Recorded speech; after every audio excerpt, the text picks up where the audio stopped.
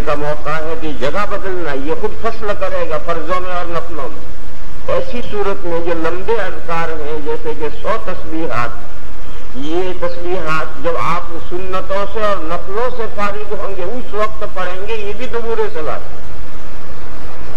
جیسے سلام کے بعد فوراً دبور صلاۃ ہے، پھر آپ جو نفلیں پڑھ کر سنتیں پڑھ کر فارغ ہوں گے یہ بھی دبور صلاۃ ہے۔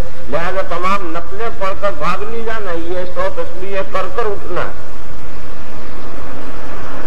یہ رائے علامہ ابن حمام کی کہ فرضوں کے بعد لمبے اذکار نہ کیے جائیں، لمبے اذکار سنت و نفلوں کے بعد کیے جائیں۔ اور ہمارے یہاں عام طور پر جو رائے مقبول ہے وہ علامہ ابن حمام کی رائے مقبول ہے، حضرت شاہ ولی اللہ صاحب علیہ الرحمہ کی رائے پر ہمارے عمل نہیں۔ عام طور پر لوگ یہ جو 100 تسبیحیں ہیں یہ نفلوں کے بعد ہی پڑھتے ہیں، فرضوں کے بعد نہیں پڑھتے، الا ہے کہ کوئی امام صاحب ایسے ہوں جو اپنے مقتدیوں کے سامنے بزرگی جتانا چاہتے ہوں تو وہ سلام پھیرنے کے بعد کافی دیر تک بیٹھے رہتے ہیں اور کچھ کرتے رہتے ہیں تاکہ مقتدی سمجھے کہ بھی امام صاحب بڑا بزرگ ہے۔ تو بزرگی جتانے کے لیے تو بعض امام بیٹھا رہتا ہے اور اپنی بزرگی کا مظاہرہ کرتا ہے، ڈنڈورا پیٹتا ہے، لیکن وہ بھی اگر الگ پڑے گا تو نہیں بیٹھے گا۔ یہ تو ریا اور سمعہ ہے، دکھاوا ہے، اس دکھاوے سے بچو۔ اللہ تعالیٰ انسانوں کے قلوب کے احوال کو بخوبی جانتے ہیں، مقتدی عقیدت مند ہو تو کیا، نہ ہو تو کیا۔ اللہ کے یہاں مقبول بننے کی کوشش کرنی چاہیے ہمیں۔ اس کے بعد دوسرا مسئلہ یہ ہے کہ یہاں تک معاملہ ختم ہو گیا، یہ ابھی دعا مانگنی ہے، یہ نیا مسئلہ ہے۔ دعا کا اصل محل قاعدہ اخیرہ ہے۔ جتنی دعائیں ہیں وہ سب قاعدہ اخیرہ میں، اور اسی لیے قاعدے میں بیٹھ کر پہلے تحیات پڑھو جس میں اللہ کی تعریف کرو، پھر درود شریف پڑھو، یہ حمد و ثنا اور درود یہ دعا کے آداب میں سے۔ اور جب درود شریف پڑھ چکو تو اب دعا کرو، خوب دعا کرو، جتنی دعا کرنی ہو کرو، اور جب دعا کر کے فارغ ہو جاؤ تو سلام پھیر دو، سلام پھیر کر مختصر اذکار کر کے اپنے گھر جاؤ، راستہ نہ پڑھو، سنتیں پڑھنی ہو سنتیں پڑھو۔ یہ ہے اصل۔ حضور اکرم صلی اللہ تعالی علیہ وسلم کا معمول اور صحابہ کا معمول بھی یہی تھا۔ سلام کے بعد اذکار، اور اذکار کے بعد انفرادن یا ہیئت اجتماعی سے دعا کا کوئی تذکرہ روایات میں نہیں ملتا کہ تمام حضور اور صحابہ مل کر ہیئت اجتماعی سے دعا کرتے ہوں، اس کا کوئی تذکرہ نہیں ملتا۔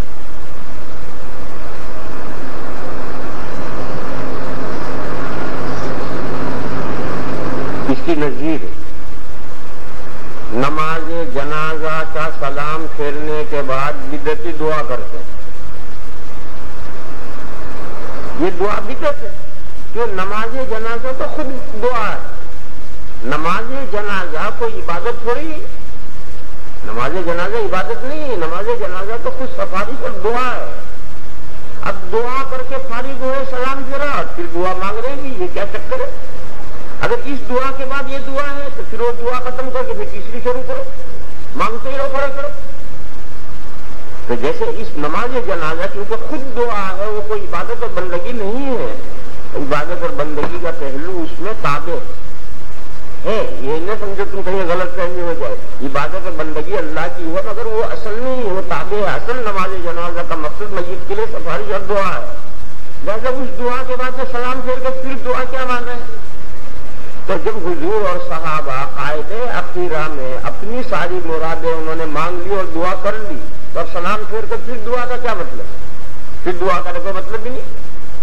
اس لیے کسی روایت میں یہ بات نہیں آتی کہ سلام کے بعد اذکار کرنے کے بعد میں صحابہ اور حضور ہیئت اجتماعی سے دعا مانگتے ہو، ایسا کسی روایت میں نہیں آتا۔ لیکن جب زمانہ آگے بڑھا تو احوال بدلتے ہیں، امت کے احوال بدلتے ہیں، اور احوال کے بدلنے سے مسائل بدلنے پڑتے ہیں۔ جیسا کہ بعض طالب علم سوال کرتے ہیں کہ اب حالات بدل گئے ہیں، اب تراویح پر نذرانہ لینے کی اجازت دینی چاہیے، کیونکہ اگر تراویح پر نذرانہ لینے کی اجازت نہیں دی جائے گی تو سارے حافظ قرآن بھول جائیں گے۔ نکل جانا کوئی جائز نہیں ہے، تو کوئی قرآن سنائے گا بھی نہیں، اور حافظ قرآن نہیں پڑھے گا تو بھول جائے گا. تو اس نے بیچارے نے 5 سال جھک مار کر محنت کی ہے، ان کا قرآن محفوظ رکھنے کے لیے فتوا دو، اس پر نذرانہ لو، تاکہ اس بہانے سے رمضان میں قرآن سنا ہے. حالات بدلے ہیں، مسئلے بدلنے چاہیے. اب یہ مفتی صاحب کو سوچنا ہے کہ یہ سائل کہہ رہا ہے کہ حالات بدلے، مسئلہ بدلنا چاہیے. مفتی صاحب سوچیں گے کہ واقعی حالات بدلے، یہ جو کہہ رہا ہے صحیح کہہ رہا ہے کہ حالات بدلے ہیں. اگر قرآن پر کچھ لینے کو منع کیا جائے گا تو آپ پڑھیں گے نہیں، بھول جائیں گے. یہ بات صحیح کہہ رہا ہے، جھوٹ نہیں کہہ رہا ہے. لیکن اب مفتی صاحب کو سوچنا ہے کہ شریعت میں جو مصلحتیں معتبر ہیں اس میں یہ مصلحت آتی ہے یا نہیں آتی. یہ مفتی صاحب کے سوچنے کا مسئلہ ہے. بہرحال جب احوال بدلتے ہیں تو کچھ مسائل میں تبدیلی آتی ہے. پہلے بھی میں ایسا مسئلہ بتلا چکا ہوں کہ اطاعت مقصودہ پر یہ جارہ باطل تھا، لیکن جب امت کی مصلحت سامنے آئی تو متاخرین نے جواز کا فتویٰ دیا. یہی صورتحال یہاں پیش آئی. اسلام جب آگے بڑھا اور عربوں سے اجمیوں میں پہنچا تو حضرات صحابہ جہاں تک گئے، جو خلفائے راشدین کے زمانے میں جو ممالک فتح ہوئے، ان ممالک کی تو سب کی زبانیں ہی بدل گئی اور آج وہ سب عرب ممالک ہیں. حالانکہ وہ عرب ممالک نہیں تھے. یہ عراق ہے، یہ ترکیہ ہے، یہ ایران ہے، مصر ہے، سوڈان ہے، شام ہے، یہ سب عرب ممالک نہیں تھے. وہاں کی زبانیں الگ تھیں، مگر صحابہ نے ان کو فتح کرنے کے بعد میں ان پر محنتیں کی. 100% لوگ مسلمان ہو گئے اور زبان ہی بدل گئی. لیکن صحابہ کے بعد میں جہاں فتوحات جہاں بڑھی اور اسلام جہاں تک پہنچا وہاں یہ صورتحال نہیں ہوئی. اور ادھر عربوں کی صورتحال یہ ہو گئی کہ وہ بھی زبان بگڑ گئی ان کی. آج آپ عرب ممالک میں کسی ملک میں چلے جائیں، آپ کی عربی وہاں کوئی نہیں سمجھے گا اور ان کی عربی آپ نہیں سمجھیں گے. جب یہ صورتحال ہوئی تو اب اجمیوں کے لیے تو انہوں نے بچپن میں تعلیم اسلام میں ایک دعا یاد کر رکھی ہے، اللہم انی ظلمت نفسی. بس یہ دعا قاعدے عقیدہ میں ذکر کے طور پر پڑھتا ہے، دعا نہیں مانگتا، کیونکہ وہ جانتا تو ہے ہی نہیں کہ اللہم انی ظلمت نفسی میں ہے کیا. جب وہ جانتا ہی نہیں تو دعا کہاں ہوگی، تو ایک ذکر ہوا. دعا تو نام ہے، بندہ اپنے دل کی مراد اللہ سے مانگے، اس کا نام دعا ہے. اور حدیثوں میں یہ بتایا گیا کہ عبادت کا مقصد دعا ہے. اور بے شمار حدیثوں میں نمازوں کے دبر میں دعا کرنے کی ترغیب دی اور ہاتھ اٹھا کر دعا کرنے کی ترغیب دی، دعا کر کے چہرے پر ہاتھ پھیرنے کی ترغیب دی. یہ سب روایت ہے. یہ جو دبور صلاۃ میں جو دعا کی ترغیب دی گئی ہے یہ دبور صلاۃ ہے، سنتوں سے فارغ ہو کر. جیسے 100 مرتبہ تسبیحات دبور صلاۃ میں جو ہے وہ سنتوں کے بعد ہیں، یہ دعا بھی سنتوں کے بعد ہے. یعنی حضور کے زمانے میں تو نماز پوری کی، جس کو نماز میں اس نے دعا کرنی تھی وہ ساری دعا کر لی. اس کے بعد لوگ مختصر اذکار کر کے نفلوں میں لگ گئے. اب لوگ نفلیں پڑھ رہے ہیں، جس وقت نفلیں پوری ہوں تو فوراً اٹھ کے چلانے جائے، اب دعا کرے دبور صلاۃ میں، ہاتھ اٹھا کر دعا کرے، خوب دل گڑا کر دعا کرے. ایک روایت غالباً ابھی آئی نہیں، آگے آئے گی تہجد کے بارے میں کہ صلاۃ اللیل مثنی مثنی، اس کے آخر میں آئے گا جب آپ تہجد پڑھ کر فارغ ہو جائیں تو تُقْنِعُ یدیک، اپنے دونوں ہاتھ اٹھاؤ، وَتَقُولُ یا ربی یا ربی یا ربی من لم يفعل ذلك فقد فهو كذا وكذا. اگر تہجد سے فارغ ہو کر ہاتھ اٹھا کر تم نے گر گرا کر دعا نہیں مانگی تو کچھ نہیں کی. یہ حدیث آ رہی ہے آگے. اور قرآن کریم میں ہے کہ اللہ کے نیک بندے رات کو بہت کم سوتے ہیں، وَبِاللَّيْلِ قَلِيلًا مَا يَهْجَعُونَ وَبِالْأَسْحَارِ هُمْ يَسْتَغْفِرُونَ. یہ جو اللہ سے بخشش مانگنا یہی تو دعا ہے. تو قرآن کریم سے تہجد کی نماز سے فارغ ہونے کے بعد دعا کرنا اور حدیث سے تہجد سے بعد دعا کرنا اور عام روایات میں نماز فرائض کے بعد دبور صلاۃ میں دعا کرنے کی ترغیب دی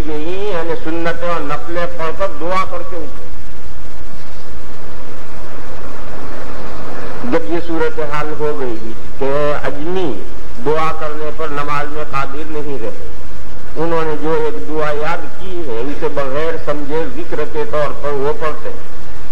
اب اگر دعا نہیں مانگی جائے گی تو نماز کا مغز ہی نہیں رہا, نماز بے معنی سے ہو کر, عبادت بے معنی سے ہو کر رہ گئی. تو پھر رواج یہ پڑا کہ 2 دعائیں کرو, ایک دعا سلام پھیرتے ہی فوراً کرو, اور ایک دعائے ثانیہ. نفلیں پڑھ کر کوئی جائے نہ, بیٹھے رہو سب. جب تمام نفلیں پڑھ چکیں گے تو اب امام صاحب دعا کریں گے سارے مجمع کے ساتھ, یہ دعائے ثانیہ ہے, اس کے بعد لوگ جائیں گے, اس سے پہلے کوئی نہیں جائے گا. یہ 2 دعائیں چل رہی تھی. علماء دیوبند کا زمانہ ہے, یہ قصہ میں علماء دیوبند سے پہلے کا ذکر کر رہا ہوں. علماء دیوبند کا ذکر ہے. علماء دیوبند کا زمانہ آیا تو اپنے بزرگوں نے یہ کہا کہ وہ 3 نمازیں جن کے بعد نفلیں پڑھنی ہے, سنتیں پڑھنی ہے, ان میں فرضوں کے بعد کوئی دعا نہیں. فرضوں کے بعد میں اذکار کرو, چاہے ہاتھ اٹھا کر کرو چاہے بغیر ہاتھ اٹھائے کرو, اتنے اذکار کرو, اور اتنے اذکار کر کے پھر نفلوں میں سنتوں میں لگ جاؤ. اور جب نفلوں اور سنتوں سے فارغ ہو تو ہر آدمی اپنے طور پر دعا مانگ کر جائے. دعائے ثانیہ کچھ نہیں, ایک آدھ دعائے ثانیہ بھی کیوں, کسی کو جلدی ہے, کسی کو گھر جا کر نفلیں پڑھنی ہے, کسی کو کم پڑھنی ہے, کسی کو زیادہ پڑھنی ہے. اور جب دعائے ثانیہ میں سب کو شریک ہونا ہے تو سب کو لمیٹڈ پڑھنی ہے کہ 2 سنتیں پڑھ کے بیٹھ جاؤ, کون دعا ضرور, اور کسی کو 8-10 رکعتیں پڑھنی. تو اس لیے دعائے ثانیہ میں سب کو مکلف کرنا کہ امام کی دعا میں شریک ہو, جس میں حرج بھی ہے, تنگی بھی ہے, لوگوں کو عبادت سے روکنا بھی ہے. لہذا 3 نمازیں جن کے بعد میں سنتیں ہیں, ان کے بعد میں فرضوں کے بعد میں کوئی دعا نہیں ہے, صرف اذکار ہے. اور دعا نفلوں سے فارغ ہو کر ہر آدمی اپنی تنہا دعا کرے اور خوب گڑ گڑا کر کرے. اور وہ 2 نمازیں جن کے بعد نفلیں نہیں ہیں, ان کے بعد بیٹھو اور اذکار طویلہ کرو. جو اذکار طویلہ نفلوں کے بعد کرنے وہ سارے اذکار طویلہ کرو, اور اذکار طویلہ کر کے پھر دعا مانگو, اور خوب جم کر دعا مانگو. یہی دعا مانگنے کا وقت ہے. اور ہر آدمی اپنے دل کی مراد اللہ سے مانگے, اپنی جو زبان جانتا ہے اس زبان میں مانگے تو دعا ہے. اپنے دل کی مراد مانگے, عربی نہیں جانتا, جون سی زبان تو جانتا ہے اس زبان میں مانگ تو دعا ہے. اس میں یہ بھی ضروری نہیں ہے کہ سب امام کا انتظار کریں کہ امام صاحب ہاتھ اٹھائیں گے تب میں ہاتھ اٹھاؤں گا, ایسا کوئی ضروری نہیں ہے. کوئی مقتدیوں میں سے پہلے شروع کر دینا چاہے پہلے شروع کر دو. یہ بھی ضروری نہیں ہے کہ جب امام صاحب نے سبحان ربک رب العزت کر کے گھنٹہ بجایا تو سارے ہاتھ پھیرتے ہیں, ایسا بھی ضروری نہیں ہے. کسی کے بھی مرادیں باقی ہے تو مانگتا رہے. لہٰذا یہ جو حیت اجتماعی ہے یہ دیکھنے کی حیت اجتماعی ہے, حقیقت میں حیت اجتماعی نہیں. جس کو جلدی شروع کرنا ہو جلدی شروع کرو, دیر تک مانگتے رہنا ہو دیر تک مانگتے رہو, امام سے پہلے ختم کرنا ہو پہلے ختم کر کے چلے جاؤ, لیکن مانگو دعا. یہ اپنے بزرگوں کی رائے ہے کہ 3 نمازوں کے بعد دعا نہیں, فرضوں کے بعد اذکار ہے. ان اذکار کو ہاتھ اٹھا کر ضروری نہیں ہے, ایک رواج چل پڑا ہے ہمارے یہاں, ایک رواج ہاتھ اٹھا کر اذکار کا رواج چل پڑا. اللہم انت السلام و منک السلام, اللہم انت السلام بھی ہاتھ اٹھا کے کہتے ہیں. تو ایسا ہاتھ اٹھا کر کوئی ضروری نہیں. اس کے بعد یہ اذکار ہے, یہ اذکار سے فارغ ہو کر سنتوں میں لگو, اور سنت کے بعد ہر آدمی دعا مانگ کر جائے بغیر دعا کے نہیں. کہ حدیثوں میں اس کی ترغیب دی گئی دبور صلاۃ میں. اور اب ہم نے جو فرض نماز کے اندر دعا مانگی وہ تو کچھ بھی نہیں مانگی, وہ تو ایک ذکر کیا ہے. ہاں کوئی ایسا موقع منکم مستنن فلیستن بمن قد مات فإن الحي لا تؤمن عليه الفتنة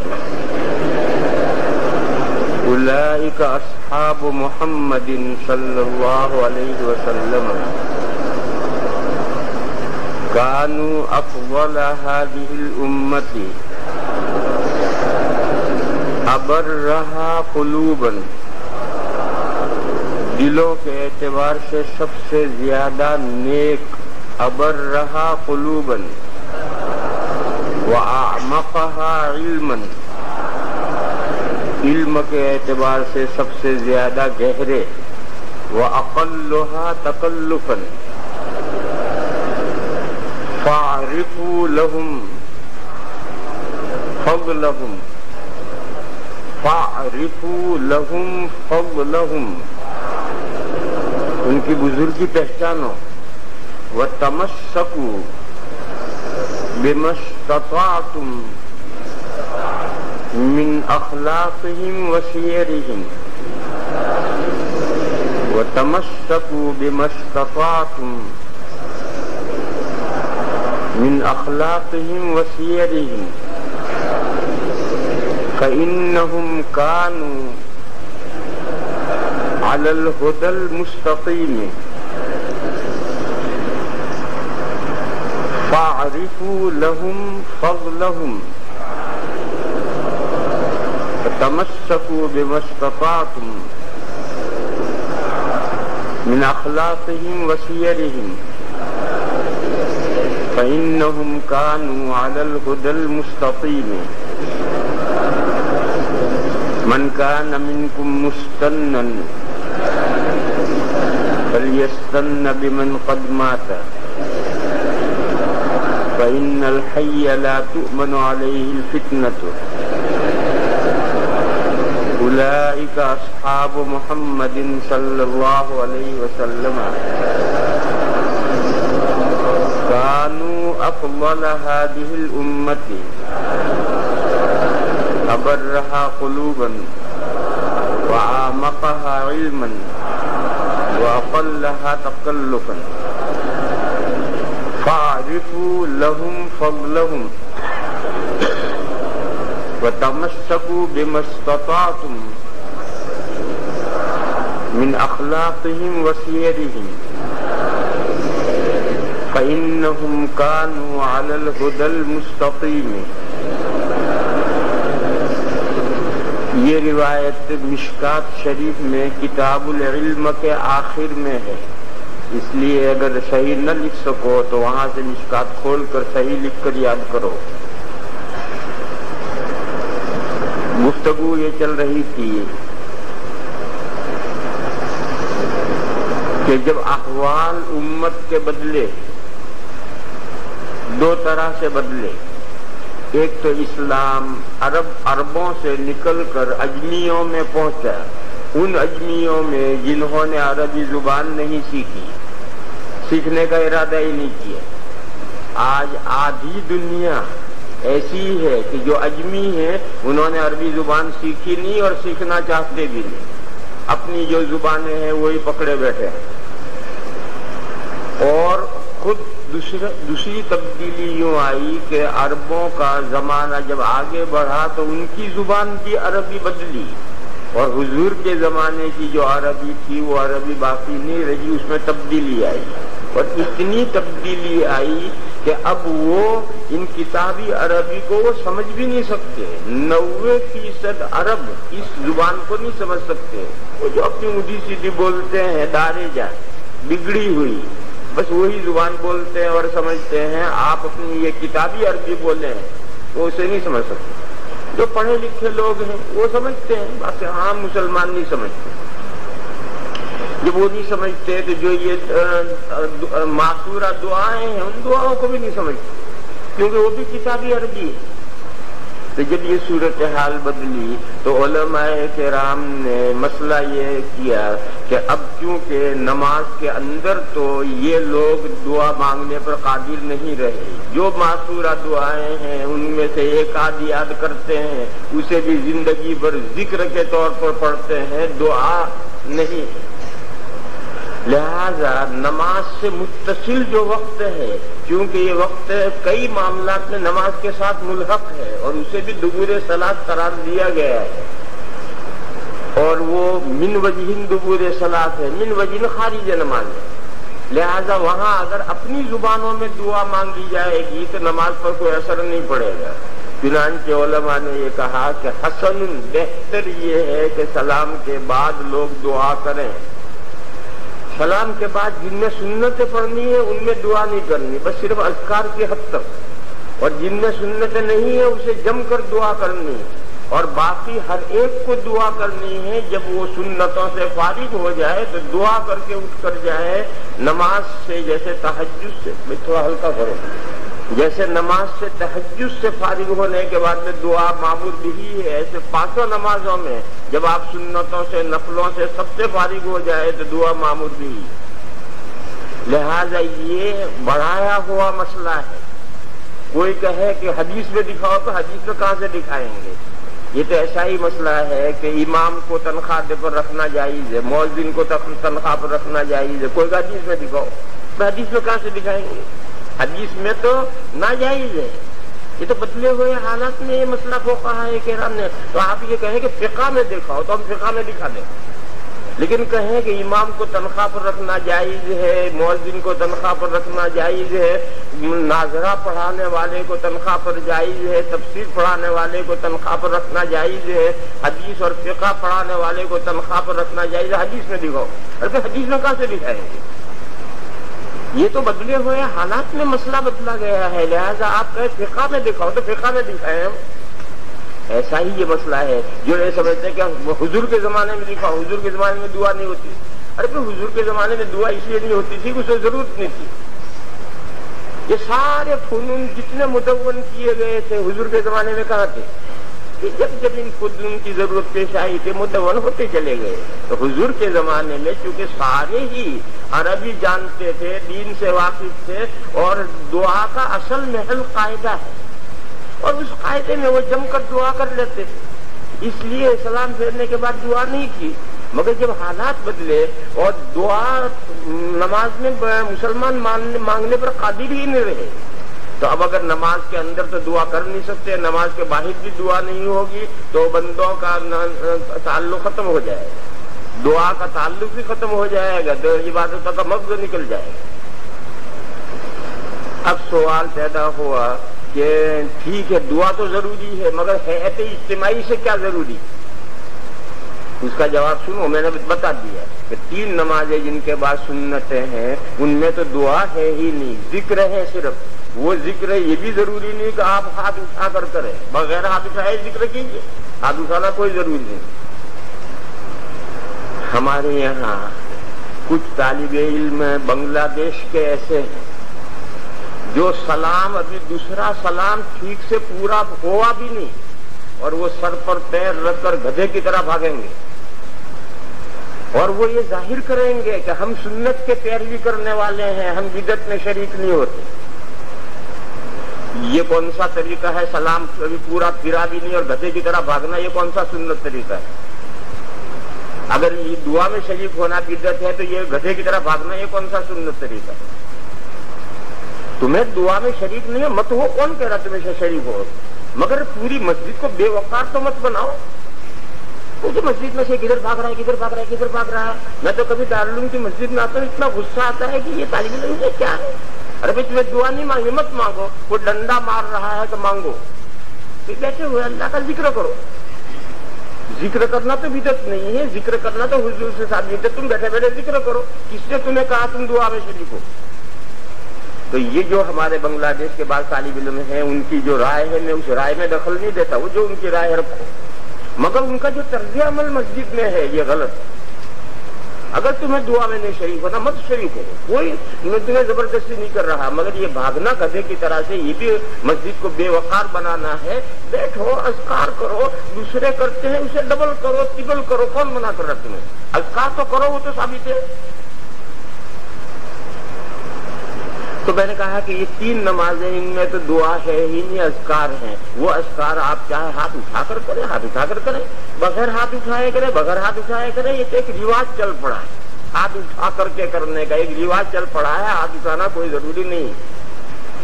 لیکن یہ ضروری ہے کہ آپ فرض پڑھنے کے بعد اذکار کر کے اٹھیں اور سنتیں پڑھیں، اور سنتیں پڑھنے کے بعد جم کر دعا کریں۔ اگر سنتوں کے بعد دعا کیے بغیر جاتے ہیں تو یہ دوسری غلطی کی آپ نے۔ کیوں؟ نماز میں تو آپ دعا مانگنے پر قادر ہی نہیں، اور جب نماز میں قادر نہیں تو دعا مانگو گے نہیں اللہ سے، تو نماز میں کیا مقصد رہا؟ لہذا سنتوں کے بعد تنہا مانگو اور جم کر کے دعا مانگو اور اپنی زبان میں مانگو، اپنے دل کی مرادیں مانگو۔ البتہ 2 نمازیں ایسی ہیں کہ اس کے بعد میں کچھ نہیں کرنا، لہذا اس میں لمبے اذکار کرو اور لمبے اذکار کر کے پھر دعا کرو۔ اس دعا میں حیات اجتماعی میں نے بتایا تھا کہ ضروری نہیں، یہ ضروری نہیں کہ امام صاحب ہاتھ اٹھائیں تبھی مقتدی ہاتھ اٹھائیں، کوئی ضروری نہیں۔ مقتدیوں کے اذکار پورے ہو گئے، جس مقتدی کا ذکر پورا ہو دعا شروع کرے۔ یہ بھی ضروری نہیں ہے کہ امام کے ساتھ لازماً تمام مقتدی ہاتھ پھیر لیں، یہ بھی ضروری نہیں ہے، کسی کی دعا باقی کرتا رہے۔ یہ بھی ضروری نہیں ہے کہ امام کے ساتھ دعا ختم کرے، اس سے پہلے تیری دعا پوری ہو جائے، دعا ختم کر دے جائے۔ اور ہمارے یہاں جو ایک حیات اجتماعی سی محسوس ہوتی ہے، سب ایک ساتھ ہاتھ اٹھاتے ہیں، سب ایک ساتھ ہاتھ منہ پر پھیرتے ہیں، یہ جو صورتحال بنی ہے تو جہالت اور لا علمی کا نتیجہ ہے۔ یہ جہالت اور لا علمی کی اصلاح کرنی چاہیے، نہیں ہے کہ آپ یہ کہیں دعا چھوڑ دو، اب حیات اجتماعی ہونے لگی ہے اور التزام ہونے لگا، لہٰذا دعا بند کرو، دعا بند کرو۔ یہ غلطی کی اصلاح ہوئی یا ڈبل غلطی ہو گئی؟ یہ غلطی کی اصلاح نہیں ہوئی، دوسری غلطی کی۔ دعا تو ضروری ہے، جب دعا بند کر دی تو ایک تو وہ حیات اجتماعی اور التزام تھا وہ غلط تھا، تو آپ نے اس کی اصلاح کے لیے دعا ہی چھوڑ دی تھی، دوسری غلطی کی۔ اور ابھی اس سے جو آپ کو ایک بات محسوس ہوتی ہے کہ حیات اجتماعی بن رہی ہے، التزام بن رہا ہے، اس کی اصلاح کرو۔ مجھے اپنا پرانا ایک واقعہ یاد آیا۔ میں جب راندیر میں پڑھاتا تھا تو گودھرا کے قریب میں ایک گاؤں ہے سنترام پور، وہاں میرے ایک دوہرے کے ساتھی وہاں پڑھاتے تھے، تو میں ان سے ملنے کے لیے گیا۔ مجھے ان کے یہاں سے بس پکڑنے سے روانہ ہونا تھا ایسے وقت کہ عصر کی نماز کے فوراً بعد 10-15 منٹ کے بعد بس تھی۔ تو میں نے ان سے کہا کہ بھائی تم تو امام ہو، تم تو نماز پڑھاؤ، میں اپنا بس پر چلا جاتا ہوں، وہیں بس اسٹینڈ میں نماز پڑھ لوں گا۔ کہنے لگے نہیں، میں چھوڑنے آؤں گا۔ بے تکلف دوست تھے، ہم پیالہ ہم نوالا، کہ میں چھوڑنے آؤں گا۔ چلو ٹھیک ہے، انہوں نے میرا سب سامان لے کر مسجد میں کونے میں رکھ دیا، عصر کی نماز پڑھائی، اور عصر کی نماز پڑھا کر انہوں نے اعلان کیا کہ میں مولانا کو بس پر چھوڑنے کے لیے جا رہا ہوں، آپ حضرات اپنی تسبیحات پوری کر کے دعا مانگیں۔ اور یہ کہہ کر وہ امام صاحب اٹھے اور میں اٹھا، اور ہم نے دونوں نے سامان لے کر ہم چلے گئے، اور ساری مسجد اپنے اذکار میں لگی رہی، اور مسجد کے لیے کوئی نئی بات نہیں ہوئی، کوئی اچنبے کی بات نہیں ہوئی۔ تو میں نے مسجد سے باہر نکل کر کہا یار تو نے بکرے بہت ٹرین کر رکھے۔ میں نے کہا تو نے بکرے بہت ٹرین کر رکھے؟ اس نے کہا ہاں میں نے سمجھا رکھا ہے سب کو کہ دیکھو یہ نماز سلام پر ہمارا تمہارا رابطہ ختم ہو گیا، اب تمہیں ضرورت ہو تم بھی بے تکلف جا سکتے ہو، اور مجھے ضرورت ہو میں بھی جاؤں گا، اور گاہے ماہے میں اپنی ضرورت نکال کر جاتا رہتا ہوں۔ تو یہ ہے اصلاح کا طریقہ۔ اگر تمہیں حیات اجتماعی معلوم ہو رہی ہے، التزام معلوم ہو رہا ہے، تو اس کا اصلاح یہ نہیں ہے کہ دعا بند کر دو، یہ تو دوہری غلطی ہوگی، غلطی 2 ہو گئی۔ اس کی اصلاح کا طریقہ یہ ہے کہ آپ لوگوں کو ذہن سازی کریں، بار بار بتائیں، کبھی عمل سے بھی بتائیں، لوگوں کے ذہنوں میں یہ بات صاف ہو جانی چاہیے کہ کوئی حیات اجتماعی نہیں اور التزام نہیں، جس کو اٹھ کے چلا جانا ہو چلا جائے، جس کو دیر تک دعا مانگنی دیر تک مانگے، جس کو جلدی شروع کر دینی جلدی شروع کرے۔ یہ سب اصلاح کرنا یہ ائمہ کا کام ہے، اور وقتاً فوقتاً یہ باتیں بتلانی ہے۔ اب تو اماموں نے قسم کھا لی ہے کہ نمازیوں کو نماز کے 6 فرض بھی کبھی نہیں بتائے، کوئی امام کبھی اپنے مقتدیوں کو یہ نہیں بتا رہے کہ دیکھو نماز میں 6 فرض ہیں، یہ بھی نہیں بتائے۔ تو اب جب امام اتنے بے تعلق ہو جائیں گے